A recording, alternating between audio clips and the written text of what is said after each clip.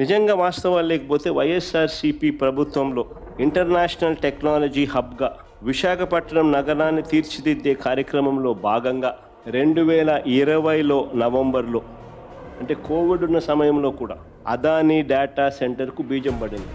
దాని ఫలితంగా మే 3వ తారీఖున 2023 శంకుస్థాపన ఫౌండేషన్ స్టోన్ కూడా వేయడం జరిగింది అదానీ డేటా సెంటర్కు. అంటే బేసికలీ ఏ డేటా సెంటర్ అయినా రావాలంటే ఫస్ట్ డేటా రావాలి. డేటా వస్తే నువ్వు డేటా సెంటర్ ఒకటి వస్తుంది. సో డేటా తేవడానికి సబ్సీ కేబుల్ అంటే అండర్నీత్ ద సీ, తద్వారా కేబుల్ ల్యాండింగ్ స్టేషన్ సింగపూర్ నుంచి తీసుకొచ్చే కార్యక్రమం, సబ్సీ కేబుల్ సింగపూర్ నుంచి తీసుకొచ్చే కార్యక్రమానికి కూడా అంకురార్పణ కూడా అప్పుడే ప్రారంభం. ఈ రెండు వెరీ వెరీ ఇంపార్టెంట్ పాయింట్స్ నేను మళ్ళా చెప్తాను. ఈ సబ్సీ కేబుల్ అనేది డేటాను తీసుకురాకపోతే అసలు ఏ డేటా సెంటర్ రాదు. దాని అంకురార్పణ జరగకపోతే అసలు ఏ డేటా వచ్చే అవకాశము లేదు.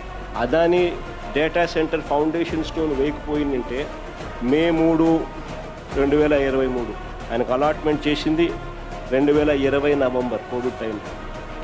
కోవిడ్ అయిపోయిన వెంటనే మే 3, 2023లో ఆయన ఏకంగా ఫౌండేషన్ స్టోన్ కూడా వేసాడు. దీని వెనుక వైఎస్ఆర్సీపీ ప్రభుత్వం చేసిన కృషి, అదానీ చేసిన కృషి, మరీ ముఖ్యంగా అదానీ చేసిన కృషి అని చెప్తాను.